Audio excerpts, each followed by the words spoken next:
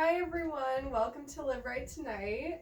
My name's Megan and I'm here with Brandi. Hello. Um, well, let's start on. Megan, how are you today? Good, how are you? Good. So, Megan, I wanted to ask you a few questions. First, let's get into how did you start with Live Right? What brought you here? So, Tell me a little bit. I hadn't heard of Live Rite previous to me starting here. My friend Anna actually works for Live Rite.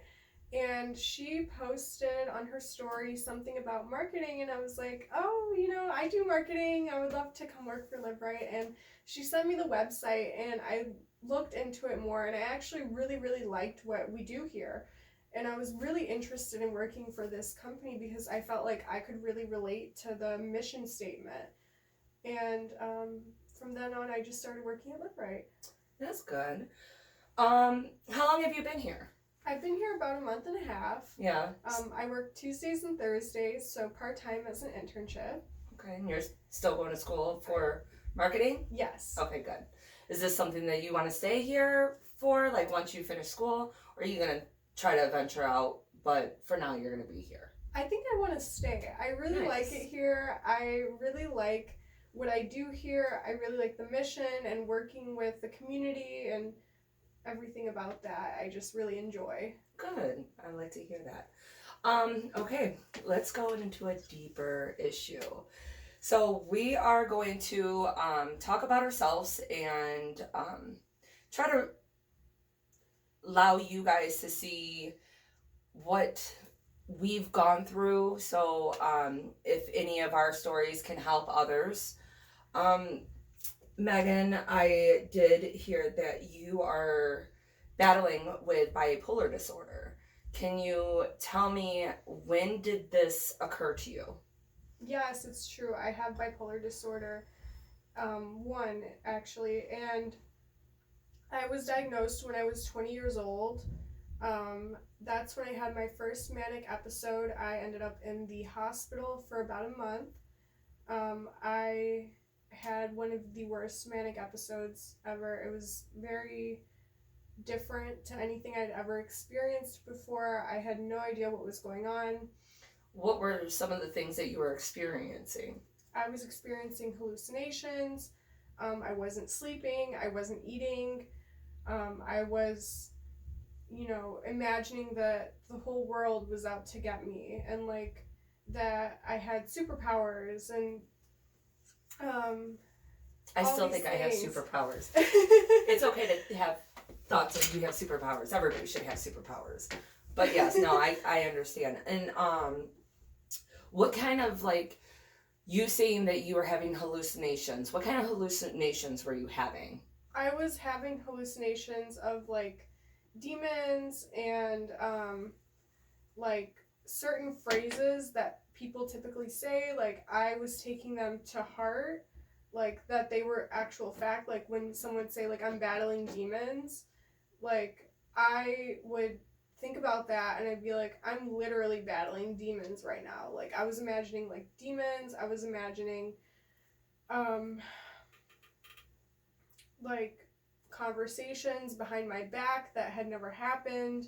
I was imagining that everyone was out to get me and that all these different bad things had happened and that I was just learning about them through a psychic ability.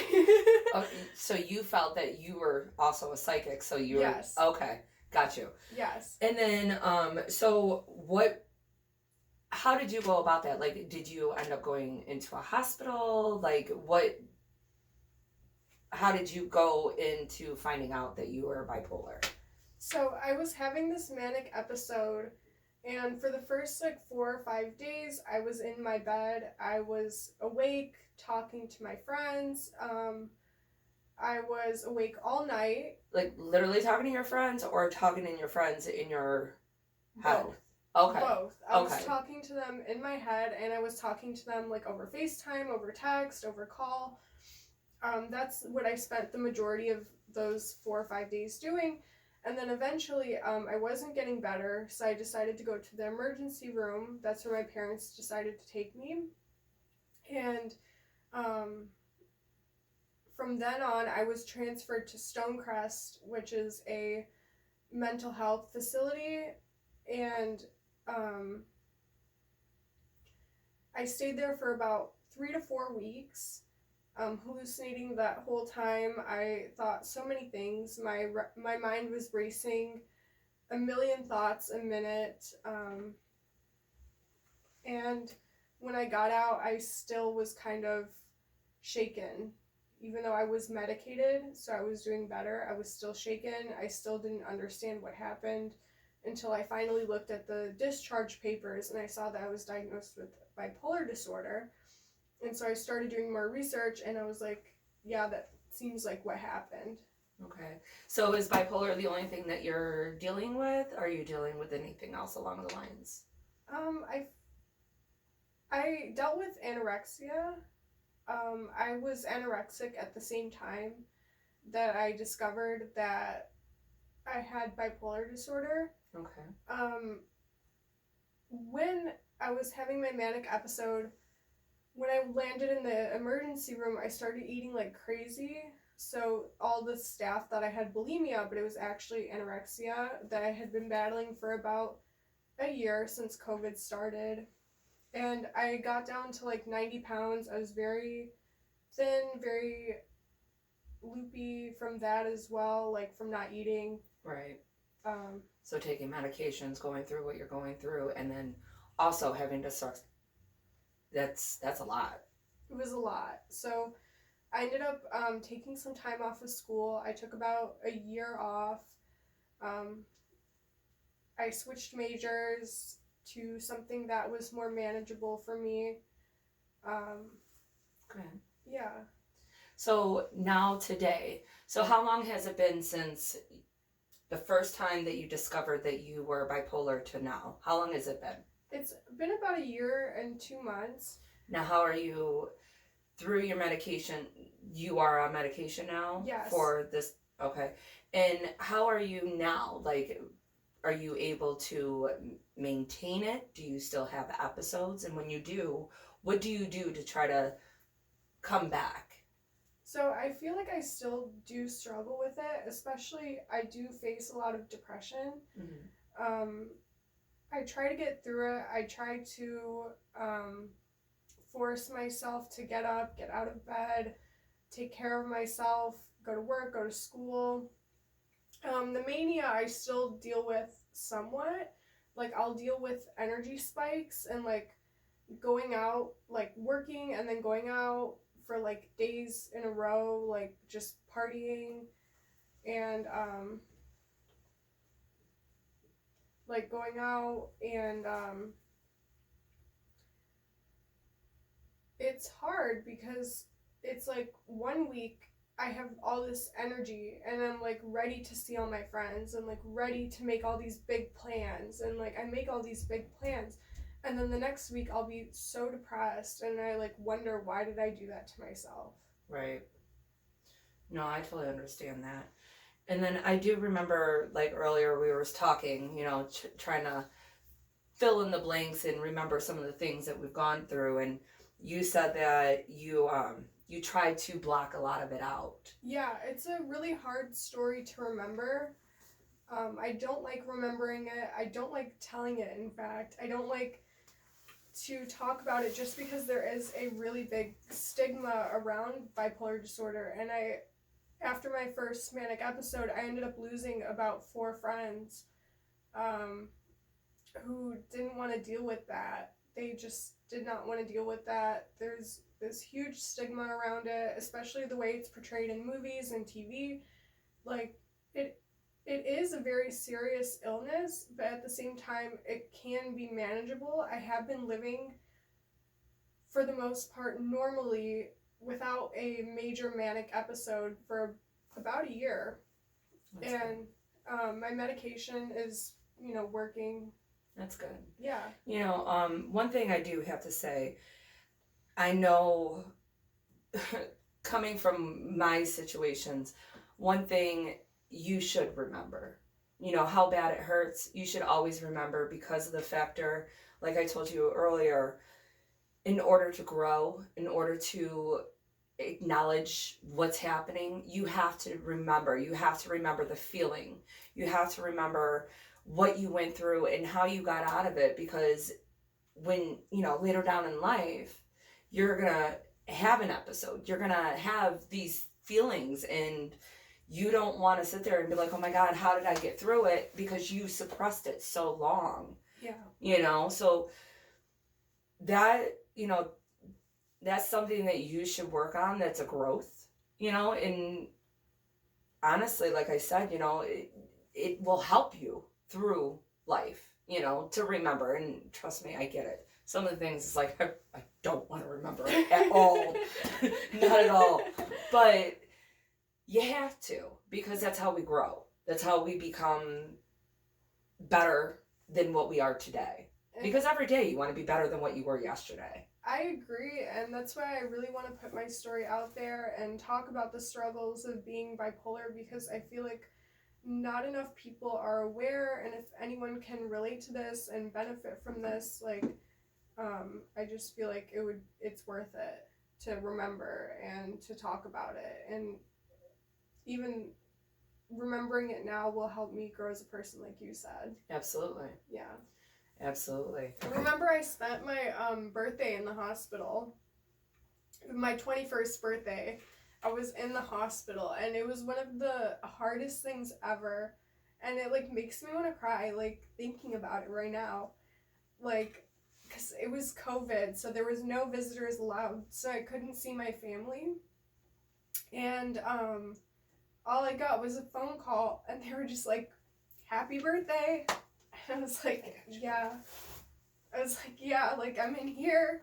Yeah. Just getting through it, you know what I mean? Just living. It has to be hard, just your birthday, and you're like, this is it?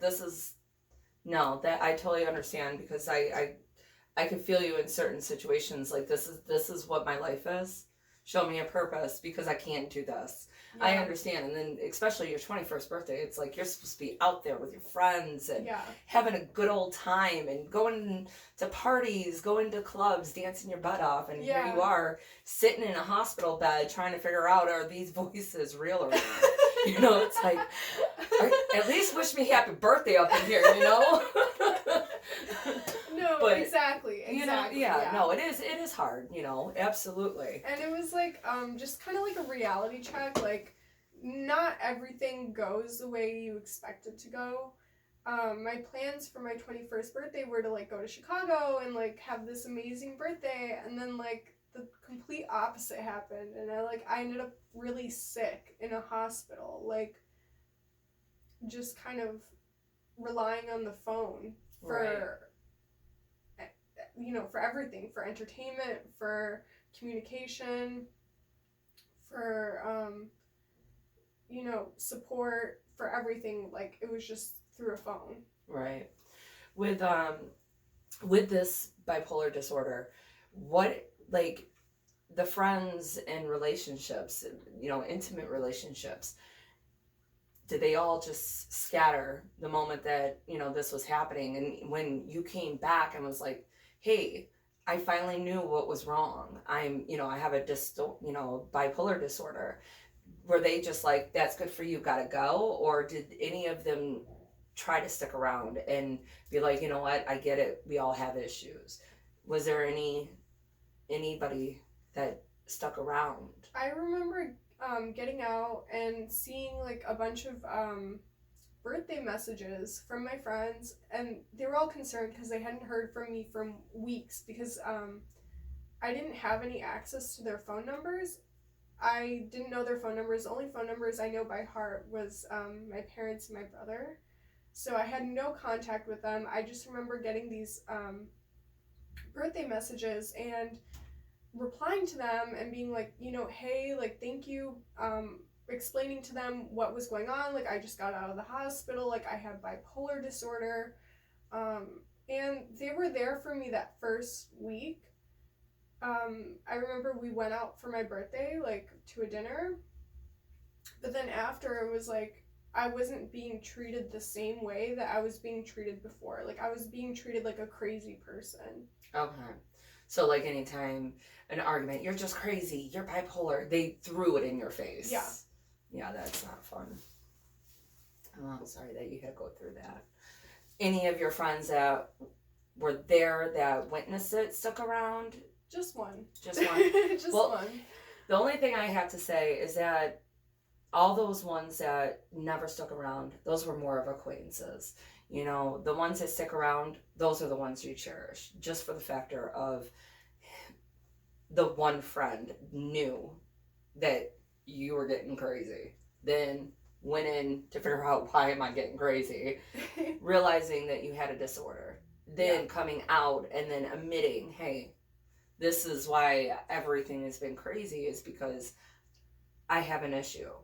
And for them to stick around, that just shows a real friendship. And friendships are, an actual real friend, are very, very hard to come by. I can honestly tell you, I'm lucky to say that I have five real friends. Yeah. I have thousands of acquaintances.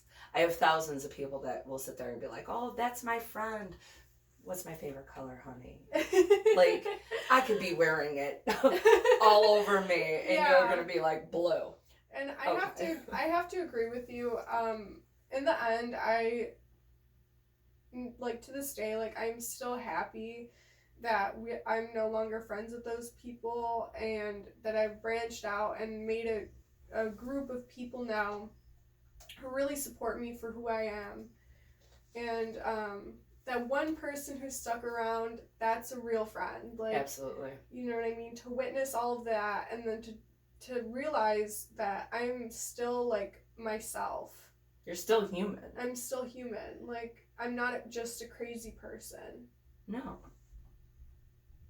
You're just a human that has crazy issues that take medication for it. And that's fine, because you know what? Bottom line, if you come to me, I don't care who you are, and you say you're perfect and you have no issues, give me 5 minutes with you and I'm going to show you an issue. Period. Because everybody has issues in this world. It doesn't matter how much you suppress it, how much you just walk out with a smile on your face every day. But guess what? Everybody has a closet that they don't like to be seen. Right. Everybody does. And for anybody to sit there and judge somebody because of them having an issue, shame on them. Shame on them, because you know what? Nobody is perfect in this world. Nobody is perfect. Absolutely not. We are all human.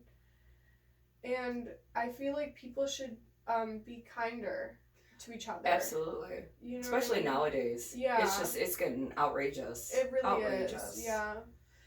But Megan, I do want to appreciate you telling your story, and I understand how hard it was to tell the story, because you were kind of nervous about it, and I totally understand, because I'm one too. It's, we like to hide our feelings with a smile on our face and get through the day, and try to act like we are one of those people that don't have issues.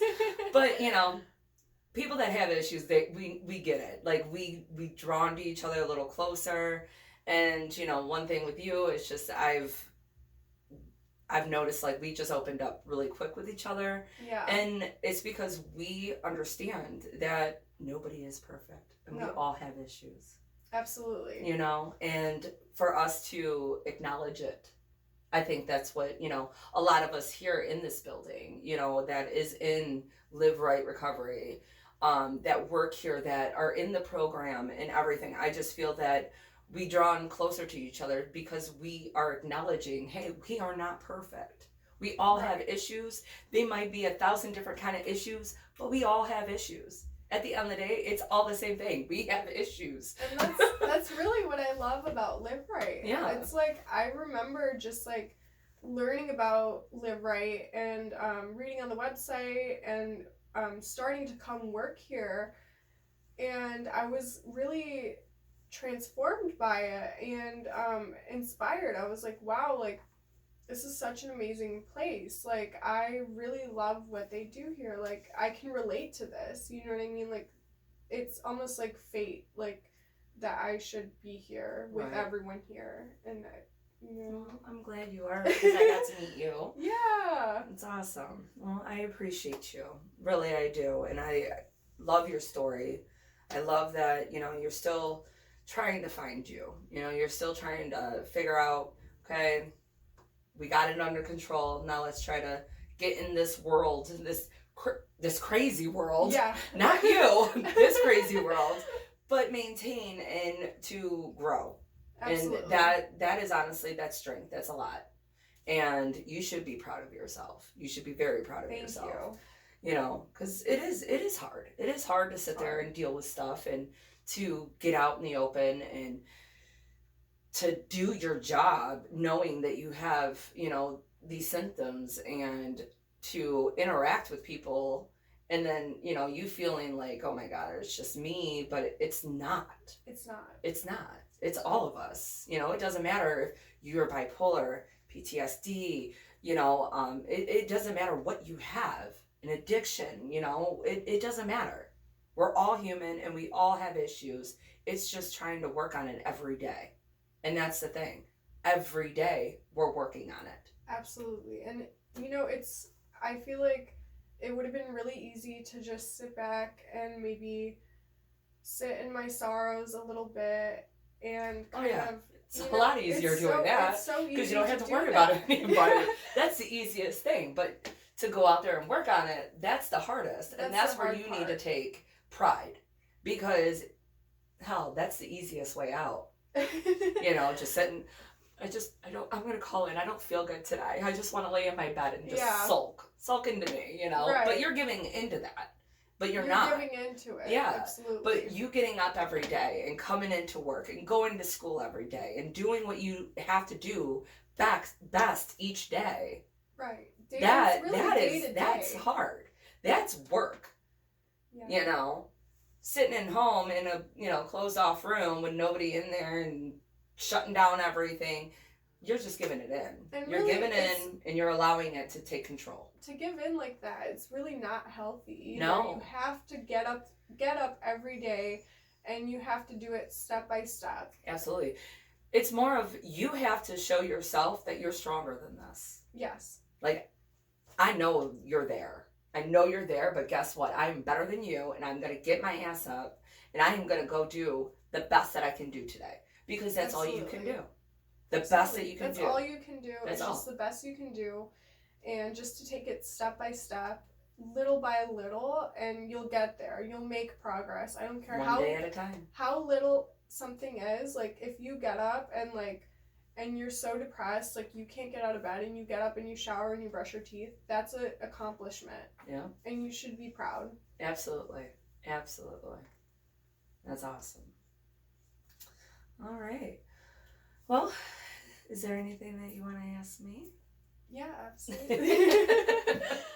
Yeah, so you mentioned that you have PTSD. Yeah. Do you want to talk a little bit about that? Well, you know, I kind of feel you with that whole situation. It's just like, you know, you kind of want to put that in the back burner, not talk about it, because it's easier not to talk about it than it is to talk about it. Right.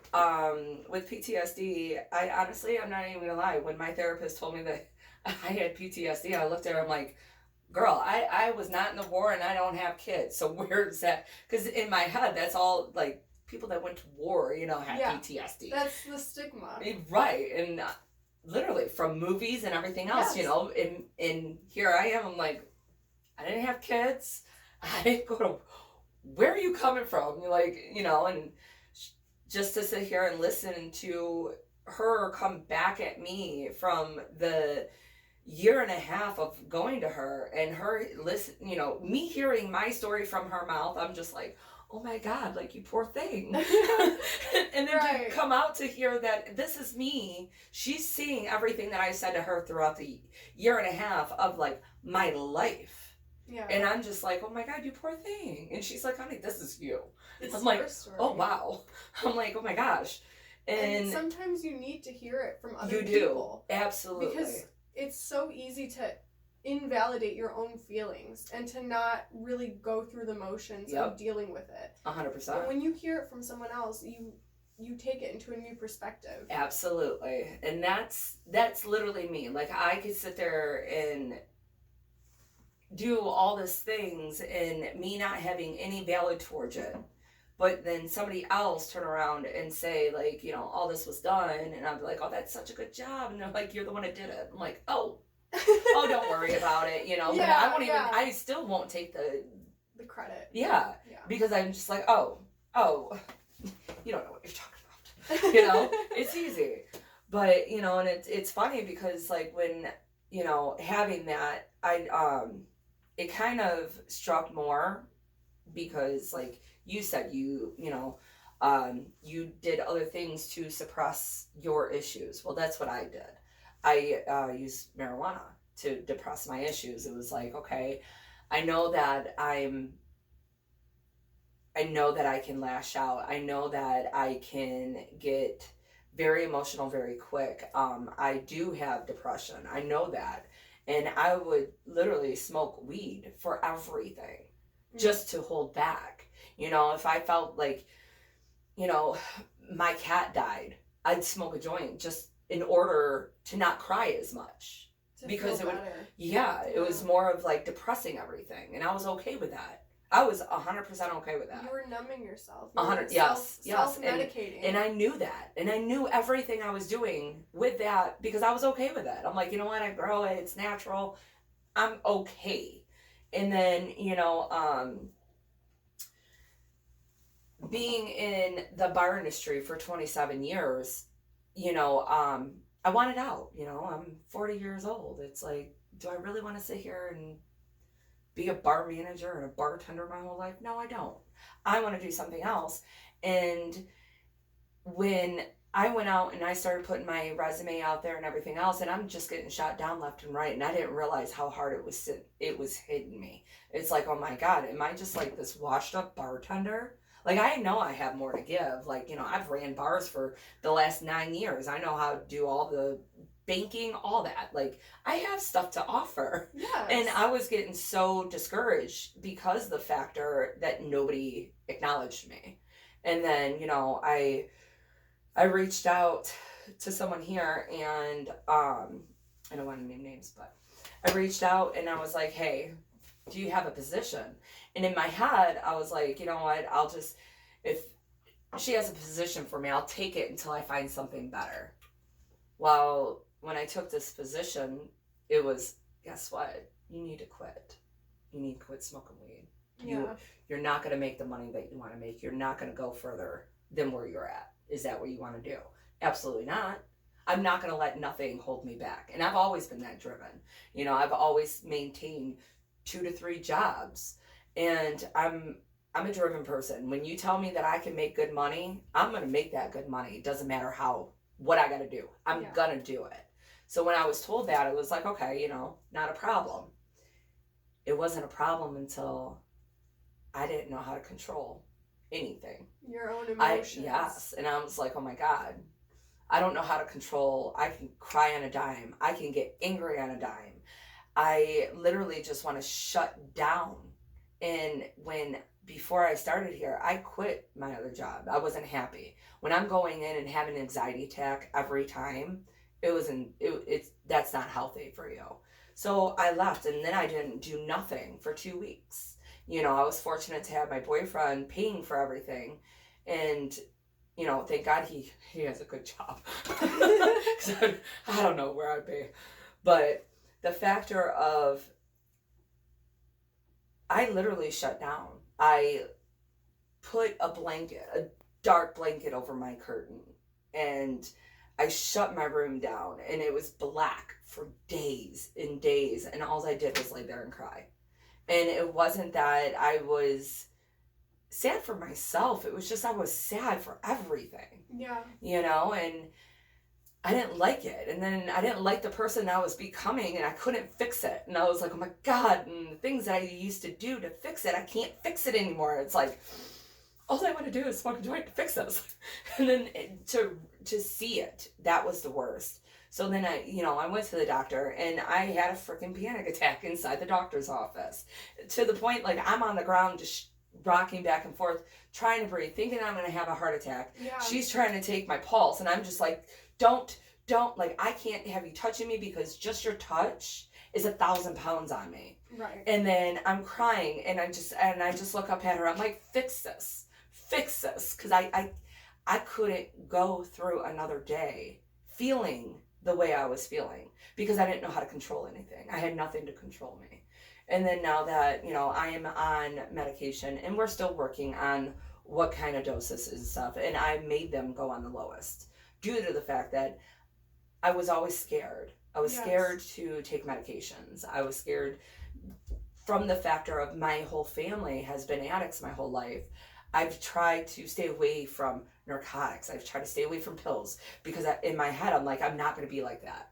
I've worked so hard to become nothing like that, and to fall into that, line, it scared the hell out of me. And honestly, I felt the same way. I remember before my manic episode, I had started therapy because I knew something was wrong. Mm-hmm.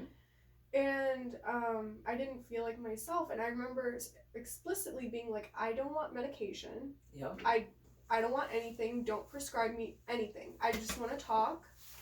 Yeah. That's it. Because medication, it just seemed so... I felt weak. So weak. I felt weak. Like you're weak to take it. Yeah, like, I can do this. Like, in my head, it was like, no, I can fix this. I can do this. Absolutely. This is my life. I can do this. Yes. And then to come across and be like, I can't do this. To admit it, it was heart-wrenching. It was like, oh my God. Am I literally telling myself I can't do this without this? And it's like, no. And then trying to go through life without it. And it's not even life. Honestly, it was days. Yes. Seeing the difference. And it's like, oh my God. Day and night. Yes, completely. And, it was just a lot. And then, and even today,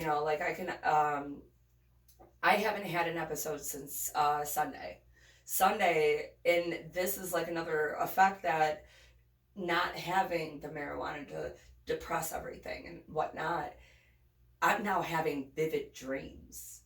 And Sunday, I woke up at 7 o'clock in the morning having a panic attack. I gave myself a panic attack in my dream.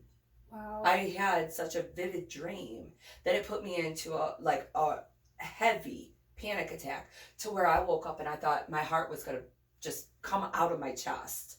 And I couldn't breathe. And I'm sitting there, I'm like, I couldn't even think. I couldn't even get my mind wrapped around anything of what was going on. Everything was a blur. I couldn't even think of where I was because in my dream I wasn't home. So when I woke up, I didn't know if I was home or not, and I didn't know what was going on, and I just literally I started sweating so bad, and then finally it calmed down, and my dog, I have 3 dogs, and my oldest, he knows when something's not right. And he should be my support dog, honestly. Yeah. Because he usually sleeps by the end of the bed or he'll sleep in the center. And he literally came right up in, and like I had my head covered and he went right underneath my arm and just like kept rubbing me and trying to hug me and making noises to get me out of my head. Yeah. Because I the whole time in my head, I'm like, what's wrong with me? What's wrong with me? Oh my God, what's wrong? And that's all I can remember saying and not knowing where I was until I started hearing him in his cries. And then I could feel him licking me. And I'm just like, and then I grab him and I could hear his growl. He's a talker. He would never bite, but I could hear his growling. And then he got me out of it. He pulled me out of it because then I'm starting to see like, okay, I hear you guys. I got you guys. It's okay. Mom's okay. Now I'm getting into a different set. Yes. It's like I'm feeling him and I'm like, it's okay, guys. And he's touching me and he's like letting me know like, hey, mom, it's going to be okay. And he keeps throwing himself on me and I'm just like calming myself like, it's okay. I got to calm down. It's okay. Because I didn't want to scare him. So then I'm trying to depress everything so I don't scare my dogs. And the whole time they're the ones trying to calm me down, and then once that happened, I ended up going into another, and it got so bad to where I was sweating. Like I knew I could feel my whole body turning white, and I was sweating so bad that I hurried up and I put on a pair of shorts and a t-shirt, tank top. technically, Yeah. and it was snowing on Sunday. I went outside in my backyard and I laid in the snow, and all I could see is the steam. Just by the time I got up, it was a puddle of water. Wow. There was no snow near me. That's how hot that my body got. And my other dog, my husky, he was out there and he just kept trying to like lay his head on me because I just laid on my back and I had my hands up, my hands on my head, and I'm like, I can get through this, and he's just trying to let me know he's there, and I'm like, honey, I can't have you on me, because even his weight, just his little beak of a nose felt like 1,000 pounds. I couldn't do it. It was just like, oh my gosh. And that's when it shows like that mental illness can manifest into physical illness as well. Absolutely. It's like it takes a real toll on you. Absolutely. Not only mentally but physically. Emotionally. It hits everything, because even when you go into, like for my emotions, it's like you don't want to tell people, because then it's like they're looking at you different. Then you get that emotional feeling. It's just like, now it's just like you cry, you find yourself crying in a closet. Right, absolutely. Because it's like, it's hard to know who would understand and how much they would understand. Because truly, unless you go through it, you won't understand it. Even going through it, you don't understand it yourself. Right. And me coming new with all of this, I still don't understand it. I'm still working through it. Right. Like with my attitude and stuff, like I've noticed it, like even, last night, it was a simple conversation and I just went off the handle on it because I don't know how to handle my emotions yet. I don't know how to handle the factor of like, okay, they're not scolding you. And I just feel like everybody's like out to get me, like you said, they're out to like get you, to yell at you, to put you down. And it's like, and in my head, it's like, nobody's going to put me down. I'm not going to fail, and so I build me up to be like, Shira, you ain't going to break me, but at the same time, you are inside, but I can't show it to you, because then I feel like you could see the weakness in me and you're going to hold it against me. Absolutely. Like you said, with your friends, it's like, then they, start treating you different. I don't want nobody treating me different. Right. So I have to come off as this hard ass or whatever you want to portray me as, just for the fact that you're not going to treat me different. Absolutely. And then, and then to sit there and, like I have a girlfriend that, for so long, she just thought I was this happy-go-lucky person because, yes, I walk around with a smile on my face because I don't let nobody know what's really going on. Yeah. And, it's hard to. It is. It's hard to open Absolutely. up. And then, I sat down with her and she literally thought that I was just like on cloud nine all the time. And she felt distant from me because she's like, she's not real. Like, she lives in this imagination world that everything's great. Well, I don't live it. Well, one day we sat down and I don't know where it came from. She said something about being depressed. I'm like, oh, it's okay. I got PTSD. And I laugh about it because how else am I supposed to? I'm not going to be depressed about it. Yeah, I have to laugh about it. I have to make it as a joke. Oh, don't worry, I got PTSD. I got you, girl. Whatever. And she just looked at me and she's like, you what? I'm like, yeah. I'm like, it's okay. I'm like, I deal with it on a daily basis and I try to control it. She's like, from what? And I was like, I don't know. I'm like, it could be from anything. It could be from living with addicts my whole life. And she just looked at me. She's like, you what? I'm like, yeah. She's like, are you serious? I'm like, yeah. And she's like, my mom was, this addict and my dad was this addict. I'm like, oh, honey, I got you. Yeah. I'm like, I totally, and she couldn't realize how much we actually were connected because we hide everything with a smile on our face. I'm like, you would never imagine, I looked at her, I'm like, I would never imagine that you lived in that lifestyle. Right. She's like, same with you. And I was like, but we did. I'm like, so we don't know where our symptoms come from because we have such a hard line. Where do you find it?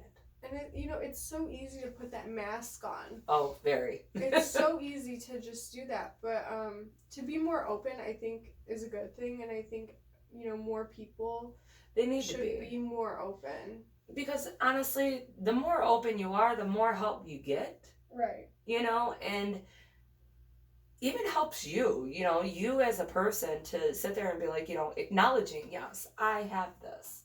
It doesn't matter, like, like how we put it, like, I'm both bipolar, I got PTSD, we got this, but at the same time, we do got this, and we do understand each other, and we are both, doesn't matter what you have, what I have, we're both dealing with some heavy stuff. Right.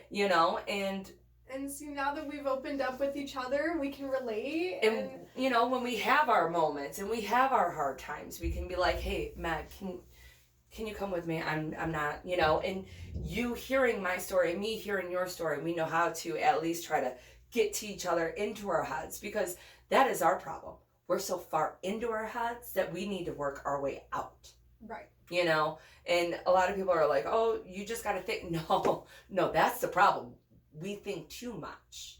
We're in our heads too much that we overthink and we overanalyze to the factor that we're hurting ourselves. Absolutely. Because we're doing nothing but putting ourselves down further than what we feel. Suppressing everything. Yeah. I'm like, and that's not healthy. So when we do come out and say, yeah, here it is.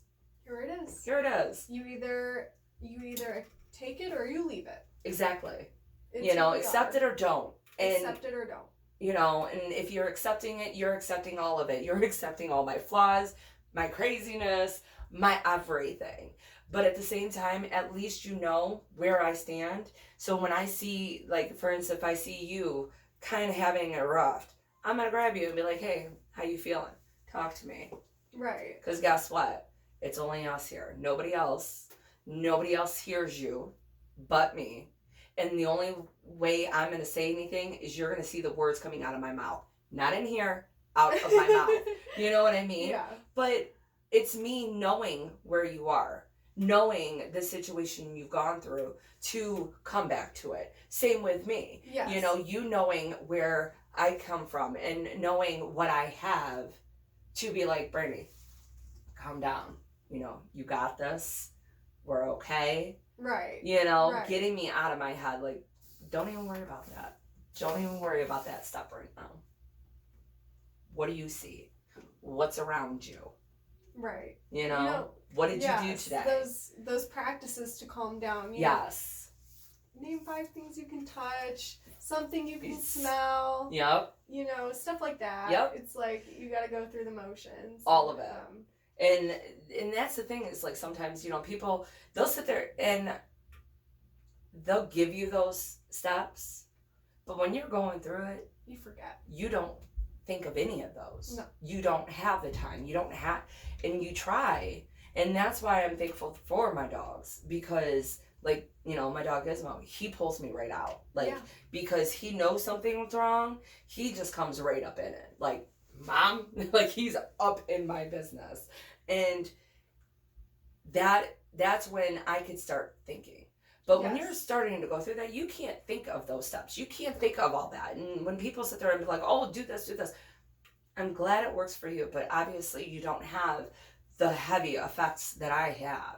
Right. Like, I applaud you for able to do that. And thank you for, giving me that, that list of things to try to work on. But right now, mine are so heavy, I don't even know where I'm at half the time. You need the support. Yes. You need the community to support you. Your community. Yes. When I say your community, I mean home, your friends, your family. Yep. Us here at Live Right, we are here to support you. Absolutely. And, and that, I'm just thankful for, a lot of my episodes are at home. Yeah. And it's like before I go somewhere, like when I'm getting ready for work or something, it's like I start feeling it, and then I go through an episode of it, and it's like, and here comes Gizmo, my knight in shining dog. Yeah. He comes in and he's just like, Mom, and he starts getting me because I feel him, and then I, and he's constantly throwing himself on me, and I could push him away and he's coming right back on me. Yeah. And then he's licking at me, he's making noises, so it's like I hear him, and then I, once I start hearing him, he's pulling me out, and I'm touching him, and then he's licking me everywhere, so I'm feeling him kissing me. I'm, and it's pulling me out. He brings you right back. And then I start seeing it. I'm like, okay, all right, those are my clothes, those are my shoes, and then I can get into that frame of like, what do I see? What do I smell? Right. And then, you know, half the time it's like I smell my dog's breath. But whatever. Gotta love them anyways, though. Absolutely. But yeah, so, you know, with the PTSD, I am still working on it. I'm still working on it. It's still a battle, but you know what? Every day is a new day and a new battle, and I'm willing to take it. Absolutely. So, step by step. I applaud you. Yeah. You're very brave for going through it, telling your story again, and you're very strong. Well, thank you. You are too. Thank you. Yes. Well, it's a lot, you know, and I feel both of us are very strong because of the factor it is hard to put our story out there, to say this, because it's something that we like to throw in the closet where nobody sees, you know. Yes, we to like go to through life and be like, suppress it. You don't see this door, you know. I'm not allowing you to see this door, but it's there. It's there, like and bold. It's full of stuff. A lot of stuff. Like that thing is packed. But that's how we like to keep it. Yeah. But, you know, for people like us, we need to show that door a little. You know, I don't feel like we should open that door to everybody. No. But people that we care about, people that are in our lives, they should see that door. And they should have that option if they want to open it or not. You know, and if they truly want to be in our lives, they're going to open it. Yes. And they're gonna see what really is going on, and respect us for it. Respect us that every day we're making a difference. We're trying. We're moving forward. You know, we're getting through everything that we get through. You know, it's just like I said, every day, one day at a time, one step at a time. One step at a time. That is like the biggest thing in my opinion. One step at a time is how you get through things. You don't get through them all at once. You just got to do everything little by little. Yes. And eventually, when you pass a certain point, you look back and you realize, wow, I've been through a lot. I've gotten through all of this. But you didn't get through it all at once. No. And then you don't even know where it even starts. You know, you don't know if it started back then. You don't know if it started recently. You know, like I was saying, like with my therapist, she's trying to go back all the way to when I was a kid. And it's like, we need longer than a year, girl. We need longer than a year because it was a lot, you know. But again, I don't care where it started. I'm just glad that I'm finding it. I'm finding it now, I'm acknowledging it now, and I'm working on it now. Because, you know, and I even told her that. I'm like, we can go back as far as you want. My life was never perfect. You know, living with addicts, not having, you know, the family that I've always wanted, you know, like the Brady Bunch family. You know, you sit at the table and you eat dinner together. That wasn't my life. And I think a lot of people can relate to you. Yeah. You know what I mean? Like, you know, hell, with, you know, my father, he worked 80 hours. He was an alcoholic as well, but he worked, put the roof over our head. My mom, she worked, but then she would be gone for days. And, you know, I'd be left. I was left a lot. So it's like, you know, I don't care where it came from. I'm just glad that I'm fixing it now.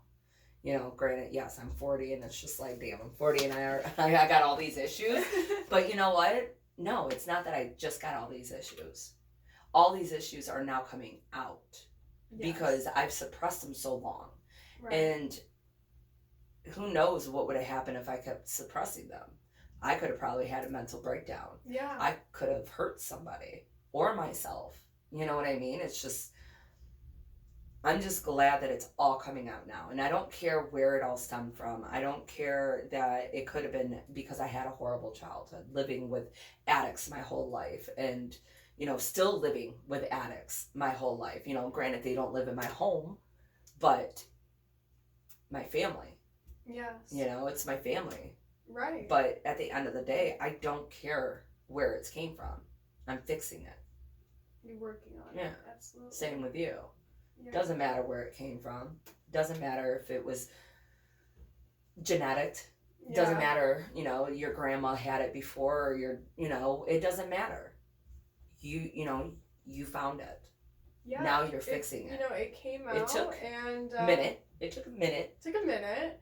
But we're here. It was a very harsh arrival. But Yeah. you know, I'm glad that it happened when it happened, and I wouldn't change a thing about it. And I'm just glad that I've been able to recover from that whole situation and move on with my life. Absolutely. And I applaud us both, you know. It's a big thing. It and is. You know, and I hope our story can touch others because, you know, one thing, nobody's alone. We all have issues. We all are going through something. We all have demons that we like to hide and suppress, but to know that there are people out there that are dealing with this on a daily basis and willing to help still, you know, I just hope both of our stories touch somebody, let alone help somebody. You know, you never know. You never know. You never know. And that's why I wanted to come on today. I just wanted to spread a little bit more awareness, break the stigma, just kind of tell my story and in hopes that someone can relate and finds kind of peace from watching. Yes. Same here.